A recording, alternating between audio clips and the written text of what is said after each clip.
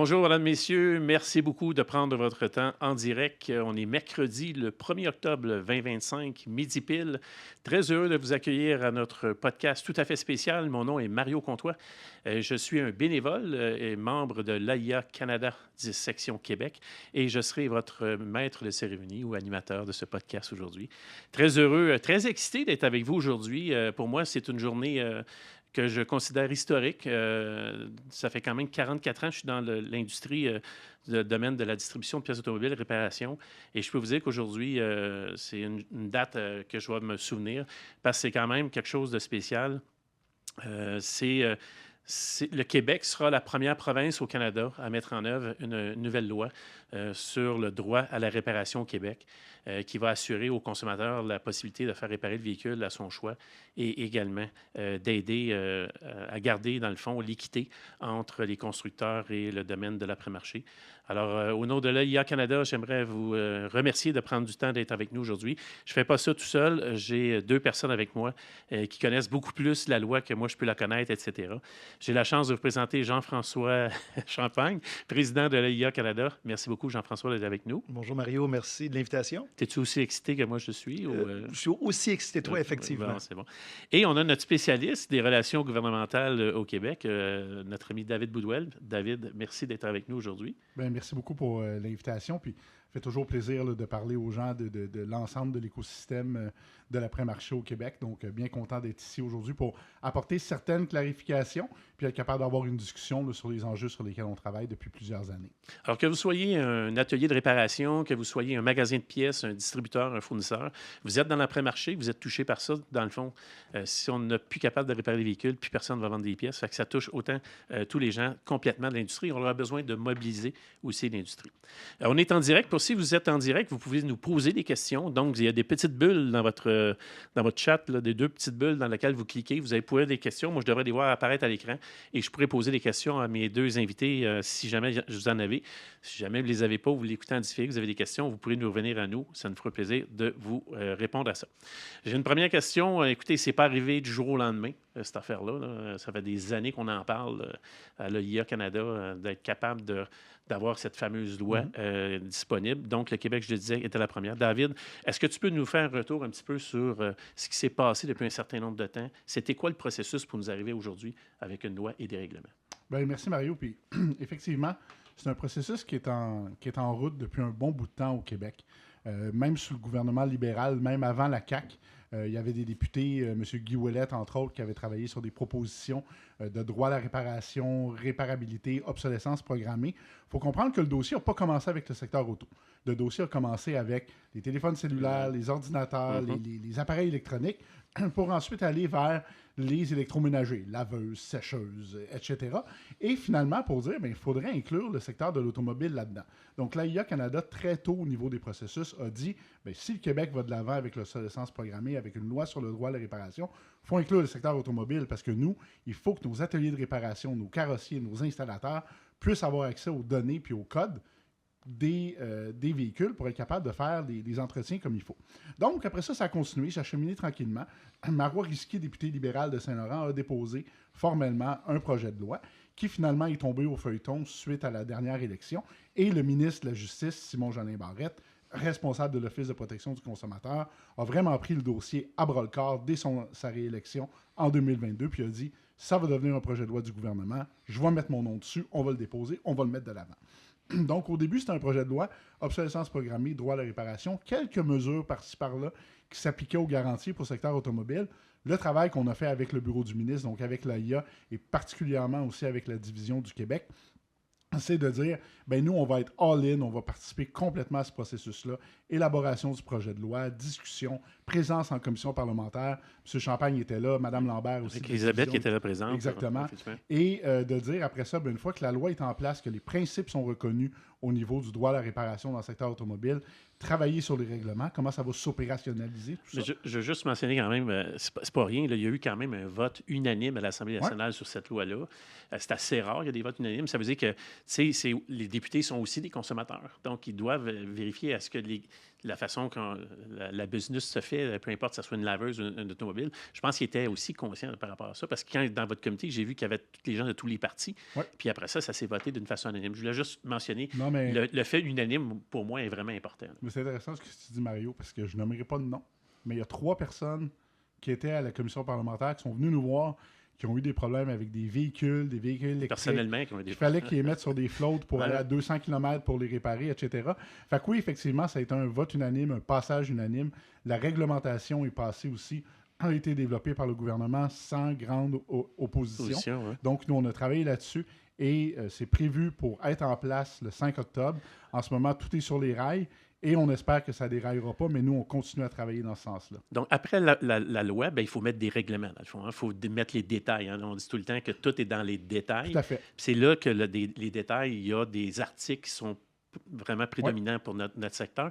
On pourrait peut-être aller à l'autre slide pour démontrer peut-être l'article qui est probablement la plus importante qui touche le plus notre domaine, Jean-François Dulac. Oui, bien, Mario, puis c'est ça. Lorsqu'on regarde particulièrement l'article 39.4 de la loi, on est fiers d'avoir supporté et travaillé beaucoup pour être sûr qu'on ait un langage qui vient non seulement protéger le consommateur, mais qui vient également nommer le mandataire, c'est-à-dire l'atelier qui travaille au nom du consommateur, puis d'avoir une loi, un passage de loi qui est assez clair. Puis encore une fois... Plus c'est clair, moins il y aura de problématiques par après. Hein. Parce qu'effectivement, après ça, bien, une fois que la loi est adoptée, il y a le développement là, des règlements qui vont après ça. On vient clarifier ces articles de loi-là à travers des règlements précis par l'Office de la protection du consommateur. Puis donc, notre travail a continué même après l'adoption de la loi. Oui, puis d'ailleurs, le dernier règlement, en fait, il y a eu 3 règlements qui ont été publiés suite à la loi pour mettre en place la loi. Et le 3e a été publié au mois de juin 2025, justement sur l'article 39.4. Ça veut dire quoi un accès à coût raisonnable? C'est quoi les données qui doivent être accessibles? Donc, ce règlement-là, c'est celui-là en ce moment qui est en attente d'implantation. Je ne sais pas si vous avez vu dans les médias, il y a aussi d'autres secteurs qui ont réagi, pas toujours de notre sens, particulièrement les vendeurs de meubles. Les vendeurs de meubles électroménagers. Ouais. Mais on le savait, c'est ça la stratégie depuis le départ, c'est de dire ça va être trop compliqué puis d'arriver à la dernière minute de demander un report. Donc l'AIA Canada, encore une fois, est au cœur des discussions, à la fois avec les bureaux de ministres, dans les médias aussi, pour maintenir le cap. Et Oui, beaucoup d'entrevues que vous avez faites pour expliquer l'importance que cette loi-là passe et commence à avoir son effectif à partir du 5. Là. Oui, au départ, c'est de s'assurer que le secteur automobile est inclus, parce qu'il n'était pas nécessairement dans certains des projets originaux, de s'assurer qu'on a des règlements, des passages de loi qui sont spécifiques à notre secteur puis qui viennent nous répondre à nos enjeux. Et après ça, de s'assurer de communiquer le message à l'ensemble des intervenants pour être sûr que ça continue puis qu'on n'ait pas d'embûche jusqu'à l'implémentation de la loi le 5 octobre. On est rendu là. Dimanche. Quelles sont les prochaines étapes? C'est quoi les prochaines étapes à partir de là? Il y a une loi, donc à partir du 5, les gens ont fait quoi? Là? J'imagine que les gens qui nous regardent ou qui nous écoutent nous disent ça va changer quoi dans ma vie? Là? Bien, écoutez, donc, l'Office de la protection du consommateur est l'agence qui est responsable de l'implémentation puis de la mise en marche là, des règlements et de la loi. Et donc, si on visite le site Internet de l'Office de la protection du consommateur, vous allez voir maintenant, il y a de l'information spécifique à notre secteur. Il y a une section qui s'adresse à ça? Et David, je dirais, on a été agréablement surpris, je pense, de la participation, de l'engagement qu'on a eu avec l'OPC, de la mise en œuvre du règlement au mois de juin, puis des étapes qu'ils ont prises pour mettre en branle certains outils spécifiques à notre secteur. Oui, aussi. Là. Bien, ils ont fait un super bon travail parce que nous, on voulait, au niveau des communications, être capable d'expliquer non seulement aux membres de l'AIA d'avoir des ressources, être capable d'avoir l'information, puis aussi pour, comme je disais, l'écosystème en général de l'après-marché au Québec. Et des fois, ça arrive que l'Office de protection du consommateur sort ça presque à la limite de la date de mise en vigueur du règlement. Là, c'est sorti 3 semaines et demie avant. Puis ça nous a permis de travailler avec eux. Ils sont en train de travailler aussi sur une page spécifique au secteur de l'automobile, qui, elle, devrait être qu'on là pourrait avoir avec un code QR que les opérateurs, les garages, les ateliers vont pouvoir imprimer puis afficher. Comme ça, le consommateur va pouvoir aller le chercher. Parce Comme nos fameux posters qu'on a déjà fait, là, qu'on disait le droit à la réparation, vous avez le droit de venir dans nos ateliers. Fait que ça va être un peu il y aura une campagne là, qui va expliquer aux gens qu'on peut porter plainte si jamais il y a quelque chose qui ne fonctionne pas. Écoute, Mario, ils vont même plus loin que ça. Ils ont une campagne de publicité, de présentation puis d'explication du règlement pour la télé, pour la radio et tout ça. Puis pour nous, comme association, c'était vraiment important que l'Office de protection du consommateur le fasse. Aussi? Oui, parler de l'automobile aussi, parce que comme association, nous, on ne peut pas interpréter la loi, on ne peut pas interpréter le règlement. Donc, c'est important d'avoir la version de l'OPC qu'on puisse aussi, comme opérateur, donner aux clients puis aux consommateurs, puis que ce soit eux, après ça, qui aient leur propre recours aussi. Dans les prochaines semaines, ça va être quoi? Dans le fond, il faut mobiliser nos gens. Il faut que nos gens... Dans le fond, peut-être on pourrait remettre le texte qu'on avait, là, mais c'est de rendre accessible l'information. Jean-François, il y a plein d'exemples que aujourd'hui, les ateliers essaient de réparer ou d'avoir accès à l'information, puis elle n'est pas disponible. Il y a certains manufacturiers beaucoup plus cachetiers que d'autres et qui ne rendent pas disponibles ces choses-là. Exactement. Et je pense que c'est ça l'importance. C'est pour ça qu'on en parle aujourd'hui. C'est le besoin de se mobiliser. Je dis souvent, on arrive au point de départ. Donc, Ouais. on n'est On pas n'est pas arrivé, au fil d'arrivée. on n'est pas arrivé au fil d'arrivée, Non, on pas arrive du au tout. point de départ. Et c'est là maintenant qu'on a des façons de répondre aux enjeux qui font qu'on fait face dans nos ateliers, que ce soit nos magasins de pièces, qui se rendent compte que leurs clients ont des problèmes, nos gens dans les ateliers qui ont des enjeux d'accès, que ce soit de l'information, que ce soit des outils, que ce soit des méthodes, que ce soit des pièces, ainsi de suite. Là, maintenant, il y a un recours. La loi dit ça devrait être disponible. Et donc, aujourd'hui, ce que je dis aux gens, dans l'ensemble de l'écosystème, il faut se mobiliser et changer nos attitudes, changer nos habitudes. Il faut changer nos réflexes. Avant, on bypassait des choses, puis on se débrouillait, puis on n'avait pas le choix de... Mais maintenant, on a un droit, puis il faut exprimer ce droit. Absolument. On est une industrie qui est très résiliente, qui trouve des façons. On a réussi, malgré les embûches, à rendre le service à nos clients. Souvent, c'est plus de temps, c'est plus d'argent, c'est plus de délai, et puis ainsi de suite, des maux de tête. Là, il faut arrêter. Il faut se dire, non, c'est pas vrai que je vais encore une fois prendre la méthode que j'avais avant de contrecarrer. Je vais maintenant dire, bien là, il y a un processus à travers l'Office de la protection du consommateur en disant, j'ai pas accès à cet outil-là, j'ai une information qui n'est pas disponible non plus, je ne peux pas compléter cette réparation-là pour effectivement assurer que l'OPC puisse réagir puis considérer là, ces plaintes-là. Et donc, ça sera à l'OPC, évidemment, de collecter l'information et ainsi de suite, et puis de rendre jugement sur ces différents cas-là, mais il faut les soumettre, ils doivent se rendre à l'OPC. Qui doit les soumettre? Est-ce que c'est le consommateur? Est-ce que le mandataire peut le faire au nom du consommateur avec son approbation? Ou comment ça... C'est-tu mieux que ce soit un consommateur qui le fasse en disant « Moi, je veux faire réparer ma véhicule là », puis l'atelier me dit qu'il n'est pas capable d'accéder aux data de l'information du véhicule? Idéalement, le processus de plainte ou de recours auprès de l'Office de protection du consommateur se fait directement par le consommateur. Mais dans ce cas-ci, étant donné que c'est un mandataire, puis que c'est le mandataire qui va lui faire la transaction financière de payer pour avoir accès au code avec le manufacturier ou le vendeur de code, on est un peu dans un flou. Puis c'est des choses qu'il disait aussi, Jean-François. Il dit, bien là, on est arrivé au point de départ. C'est le principe de dire qu'il y a des choses qu'on va évaluer puis qui vont se définir au cours des mois après l'entrée en vigueur du règlement.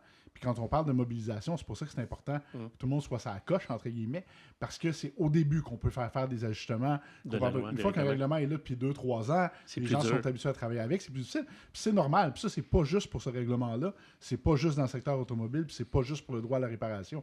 Moi, je travaille sur des dizaines de règlements avec le gouvernement sur toutes sortes de choses, et c'est essentiellement toujours comme ça.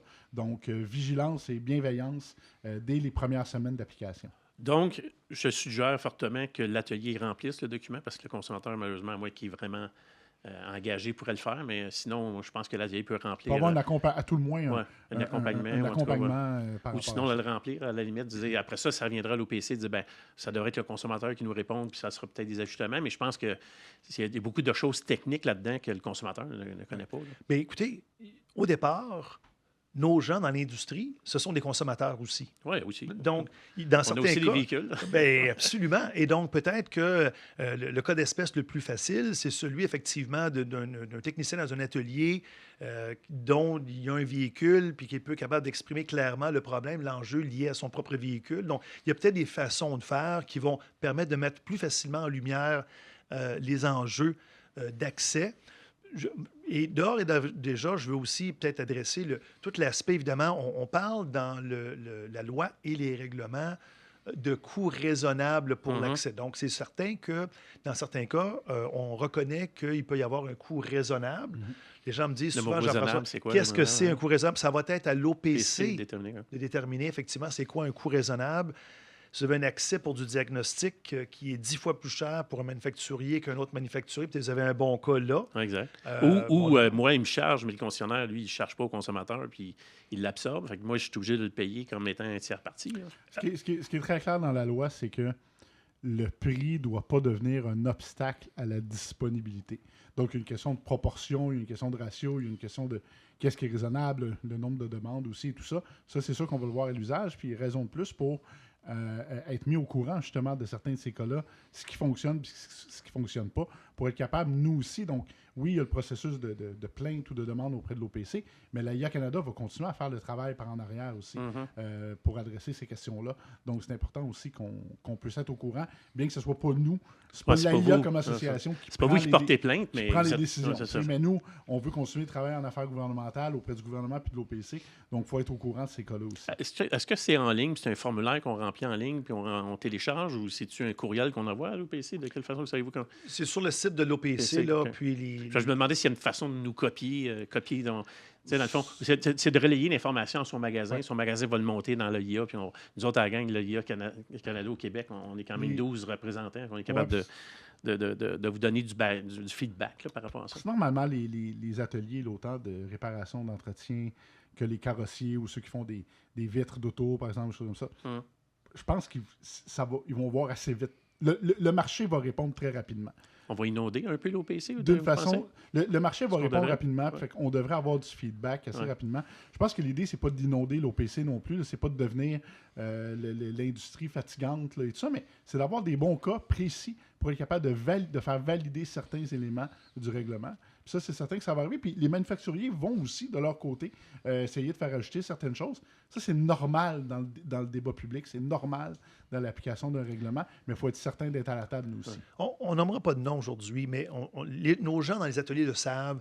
Il y a des manufacturiers avec lesquels c'est plus facile que d'autres. Il y en a certains, je pense, qui, de façon générale, comprennent l'importance qu'on joue, rendent les outils de façon généralement disponible et ainsi de suite. Et c'est moins un enjeu que certains autres manufacturiers.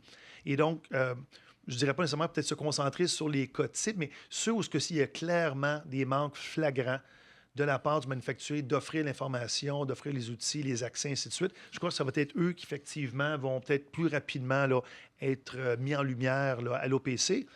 Puis, en espérant, effectivement, que les manufacturiers vont de façon volontaire changer leur attitude et offrir des accès un petit peu alignés avec les autres manufacturiers qui aussi, là, souvent offrent ces accès-là de façon plus raisonnable. Et donc, effectivement, là, répondre à l'esprit de la loi, de s'assurer effectivement qu'on élimine l'obsolescence programmée puis qu'on augmente la réparabilité des biens. C'est le nom de la loi. Là. On appelle le droit à la réparation. C'est bien ça.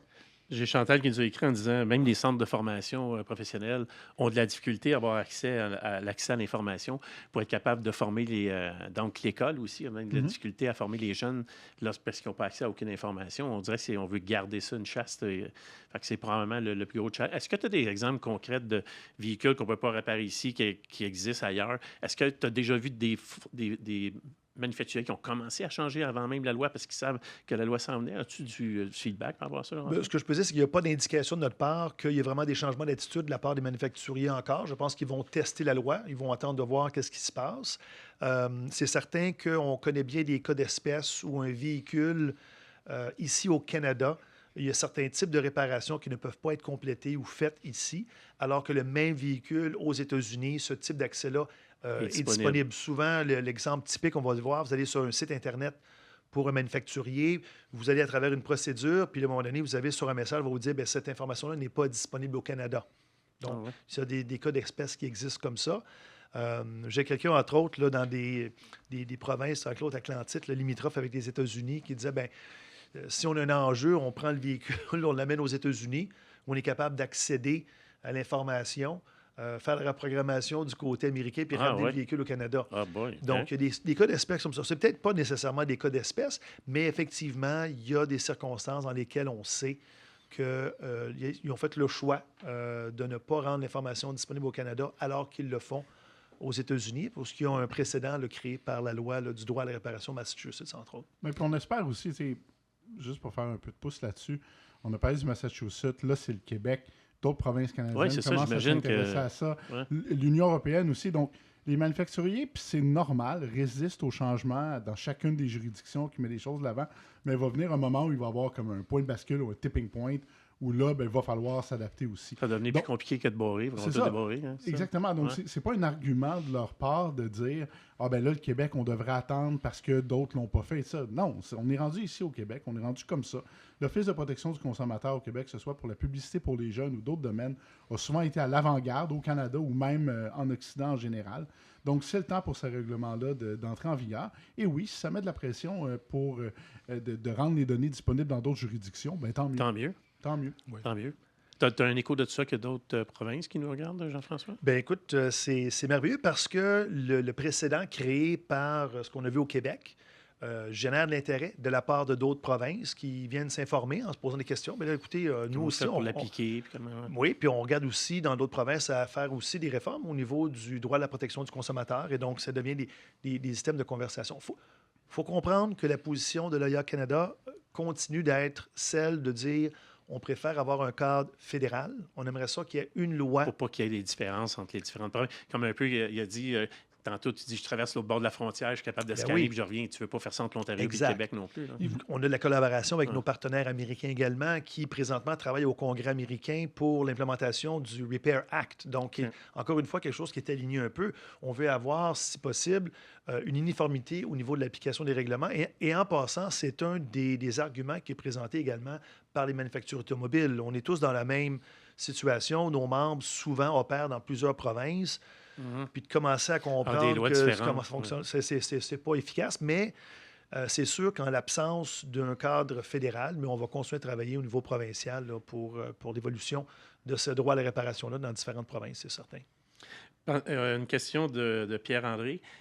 Croyez-vous que les manufacturiers vont vouloir faire exception seulement pour le Québec?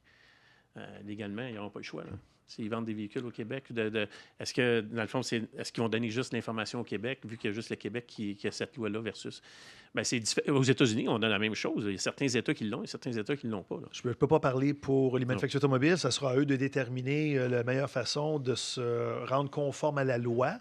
Ce que ça veut dire qu'ils vont décider de le faire à l'ensemble du Canada, ce qui aurait un effet positif, évidemment. Possible, oui. Attendez pas de loi, ça va aller. Ça se peut. Évidemment, il y a évidemment des enjeux particuliers au Québec là, liés à la loi, à la langue, entre autres. On verra. Comment est la réaction? Je ne sais pas, David, qu'est-ce que tu en penses? Ben, moi, je vous dirais effectivement, moi non plus, je ne peux pas parler pour les manufacturiers. Mais en termes de lois et règlements sur le monde automobile au Québec, que ce soit la vente des véhicules neufs, des véhicules usagés, l'entretien, la réparation, c'est pas la première fois que le Québec est stand-alone et a ses propres règlements dans des domaines.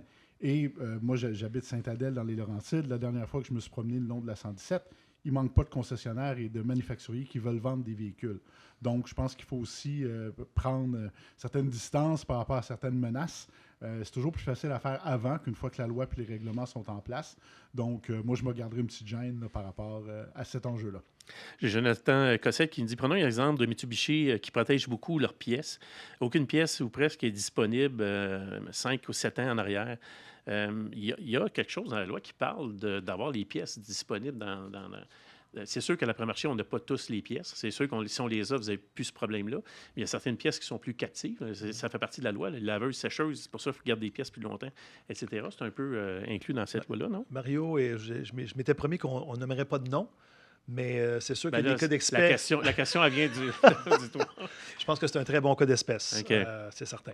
Donc, c'en est un qu'il faut faire quelque chose. OK. Ouais, c'est parce qu'en fait, ce que la loi puis les règlements viennent dire, c'est si les pièces sont disponibles, vous devez les rendre disponibles à l'usager et à son mandataire.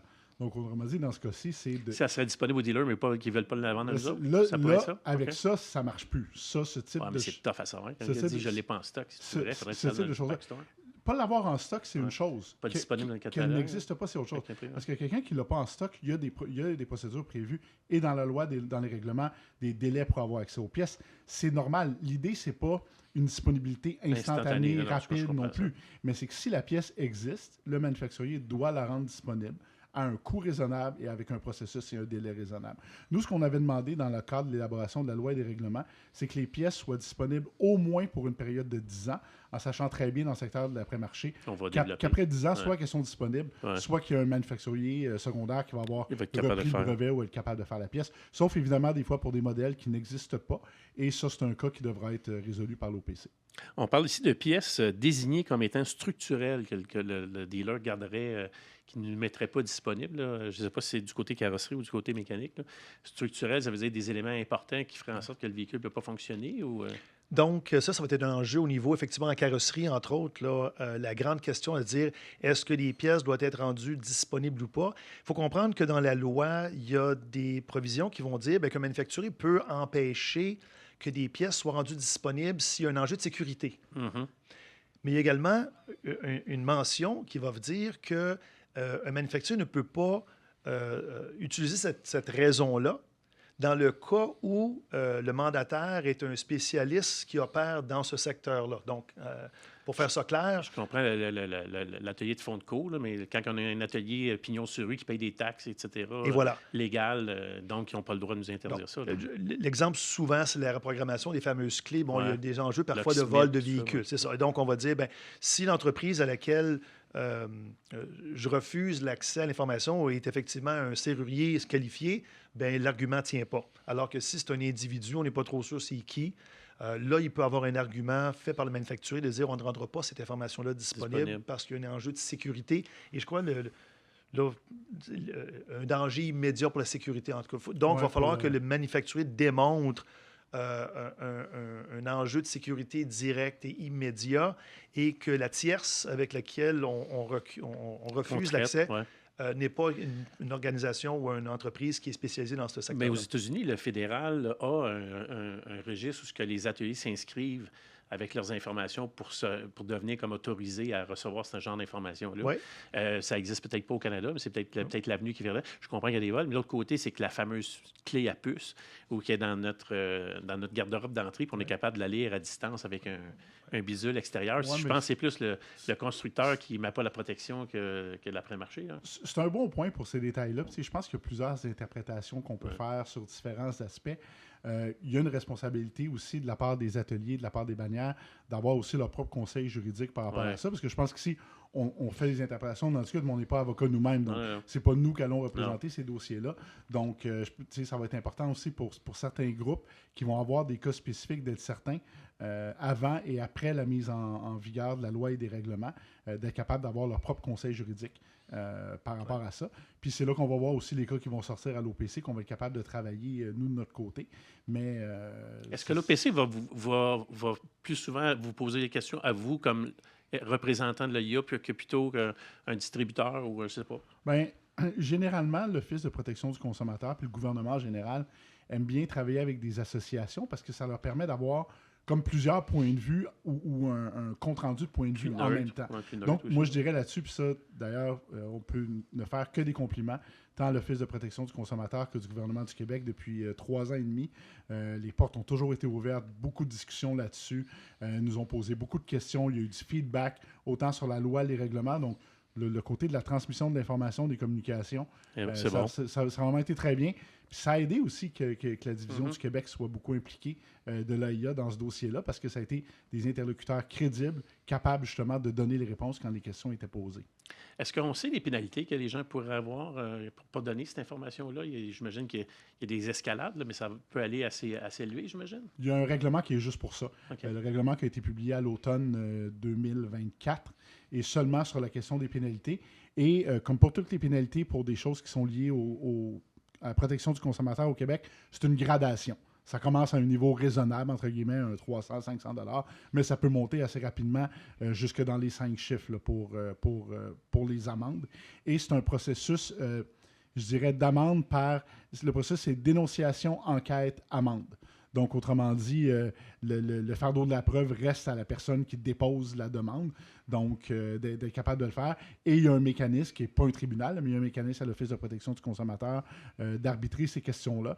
Et il y a peut-être des questions plus fondamentales sur la loi et les règlements dont les tribunaux seront saisis au niveau de l'application. Ça, c'est des choses qui vont prendre un peu plus de temps.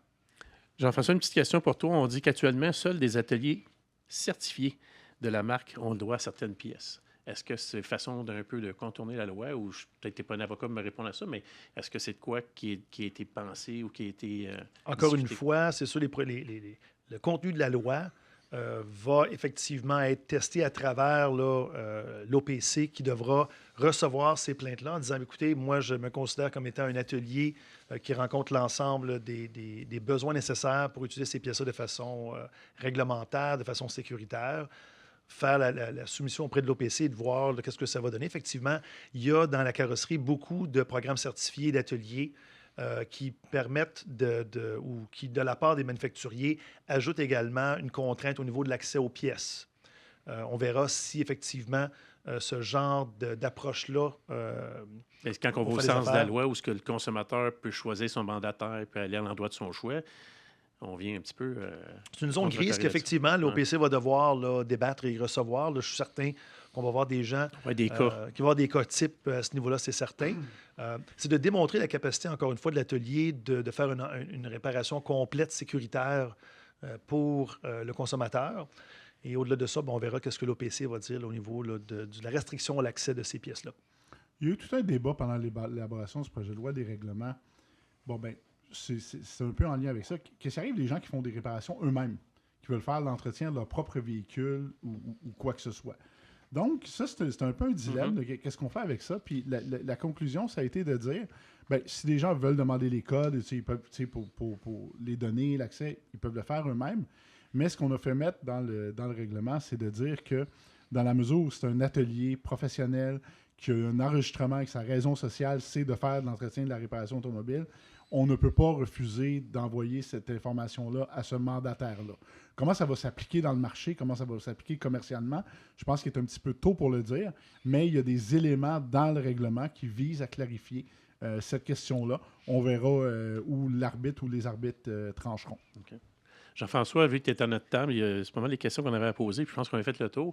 Avant de faire le closing, donne-nous un peu l'état du marché. C'est quoi le pouls du marché? Comment ça se passe présentement?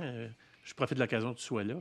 Bien, écoutez, on est présentement, cette année, en 2025, c'est sûr que c'est une année, on continue d'être un petit peu dans certains environnements qui sont difficiles pour nos membres en ce qui a trait, évidemment, à tout l'aspect des tarifs. Je m'étais promis, je ne parlerai pas de tarifs, mais c'est sûr que ce sont des enjeux qui continuent de préoccuper nos membres.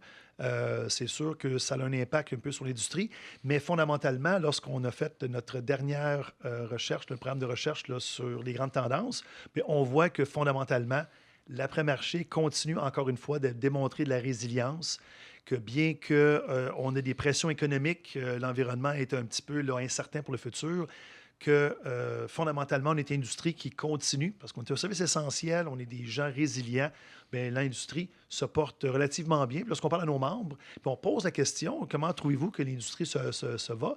Bien, on a généralement un vote de confiance de la part de nos membres, des gens de l'industrie qui disent non, je crois ça va, malgré les enjeux, ça va bien. Mais je pense aussi que les véhicules sont de plus en plus vieux sur la route, donc demandent de l'entretien. Puis évidemment, c'est propice lorsque les garanties ne sont pas terminées, que les consommateurs vont chercher une solution plus abordable, dans les plus proches aussi peut-être de leur demeure.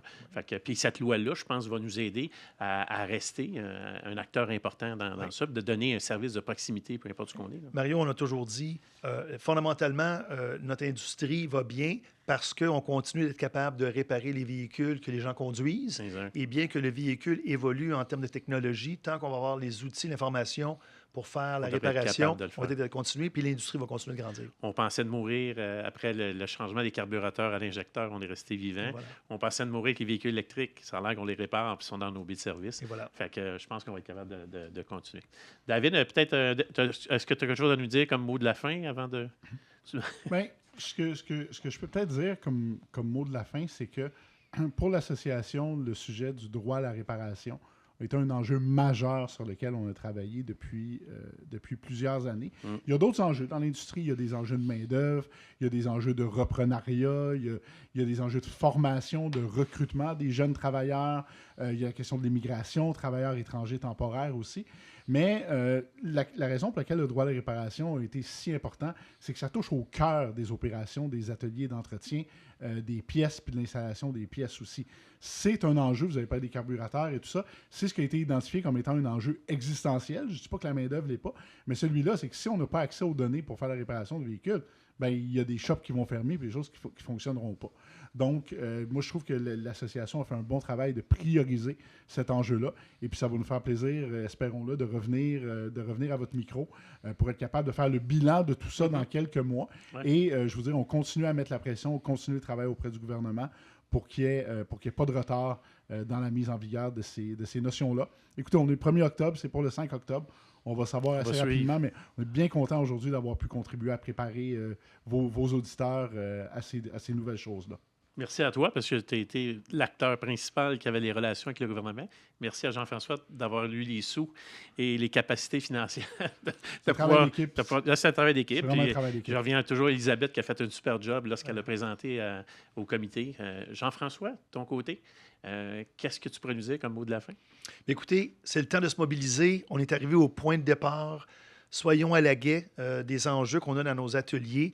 Savoir maintenant qu'il y a un recours à partir du 5 octobre, que l'Office de la protection est là, et soyons sûrs là, de répondre à l'opportunité qu'on a d'améliorer la façon qu'on peut offrir des services à nos clients en supportant encore une fois l'implémentation de la loi sur le droit à la réparation au Québec. Effectivement, je pense que le mot mobilisation est le mot qu'il faut retenir aujourd'hui. Comme mot de la fin, je veux vous remercier. Vous avez été quand même assez nombreux en direct. Il y a beaucoup de monde qui vont aussi nous écouter probablement en différé. C'est important qu'on se tienne serré, qu'on se communique entre nous, les bons et les mauvais coups, puis qu'on soit vraiment actif par rapport à ça. Pour moi, c'est l'avenir de l'après-marché qui se joue aujourd'hui. Et je pense que maintenant, on a eu un droit à un moment donné qu'on avait le droit de travailler pendant la pandémie comme service essentiel. Mais aujourd'hui, le 5 octobre, on peut dire maintenant, on a le droit d'être égal et puis que le consommateur peut enfin choisir à l'endroit où il veut puis qu'on ait accès à cette information-là. Il faut le démontrer. Puis si jamais on ne l'a pas, bien, c'est notre responsabilité de chacun, de tous et chacun, de passer l'information, de le faire ou d'aider le consommateur à faire ça pour faire respecter nos choix. Sur ce, merci beaucoup de vous être joints à nous. Merci aux gens qui ont posé des questions. Si vous avez d'autres choses, nous ne sommes toujours pas plus loin. L'OIA Canada est toujours là pour vous représenter. Par rapport à ça, c'est notre source et notre lien qui nous unit ensemble. Merci beaucoup d'avoir été avec nous. On vous souhaite un bon automne. Au revoir.